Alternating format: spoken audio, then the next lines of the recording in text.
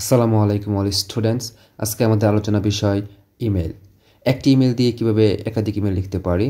Email মূলত লেখা হয় দুইভাবে, ইনফর্মাল বা ফর্মাল ইমেল।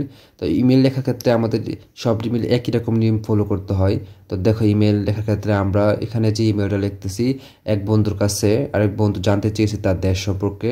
এখানে describe the food habits of the people of Bangladesh, describe about your native, describing your country, অথবা write an email to your mother telling her about your hostel life. এভাবে আমাদের যে প্রশ্নগুলো থাকবে উত্তরগুলো আমরা এভাবে করবো। দেখো, এখানে আমরা প্রশ্ন প্যাটার্ন দেখি একটা। সাপোজ ইউ আর তানিম অথবা Tania, you have a pen friend name Asif অথবা Jim, who lives in Australia, he wants to know about your country অথবা ভিলেজ হতে পারে। তো এখানে তোমার নাম তানিম তানিয়া, তোমার বন্ধুর নাম মনে করো অস্ট্রেলিয়া, তোমার ঠিকানা এখানে দেওয়া নয়, তারপর ঠিকানা মনে করো ধরে দিতে পারো। এই লেটারের ক্ষেত্রে, ইমেলের ক্ষেত্রে ঠিকানা দরকার পড়ে না। মনে করো ফ্রমের মধ্যে হবে যার নাম তানিম, ঠিক আছে। তানিম আমি লিখলাম, এখানে সব ওয়ার্ড ছোট হাতের হবে আনসারের মধ্যে। তোমার যখন ইমেল ওয়ার্ডটা লিখবা, তানিম12 লিখলাম @gmail.com two jim45 @gmail.com। Send item এখানে দিবা সানডে, তোমার বার লিখবা 25 জানুয়ারি 2025, সাল লিখলাম 10 AM। Subject about our land, about our country. মনে রাখবা সাবজেক্টটা তোমার ছোটো হবে অনেক, সর্বোচ্চ 7টা ওয়ার্ড সাবজেক্টের ভিতরে রাখবা। তারপর dear Jim, at first take my love অথবা salam, I hope you are well, I am also well by the grace of almighty Allah, I received your email yesterday, in your email you have wanted to know about, এখানে বিষয়টা লিখবো, ঠিক আছে। About my country, about our country হতে পারে। Here I am writing about it in brief, এখানে আমি কি সংক্ষেপে সেই সম্পর্কে লিখতেছি।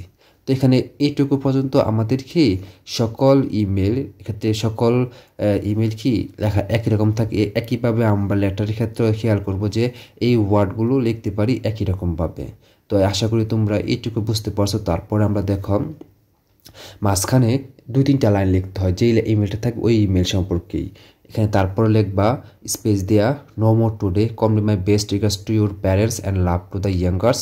তারপর স্পেস দেয়া ইউর লাভিং ফ্রেন্ড অথবা বাদার, অথবা নিচের নাম লিখবা সবার নিচে। তো মাঝখানে যেটুকু লিখবো আমরা, দেখো এখানে I am giving a short description about বিষয় লিখবো।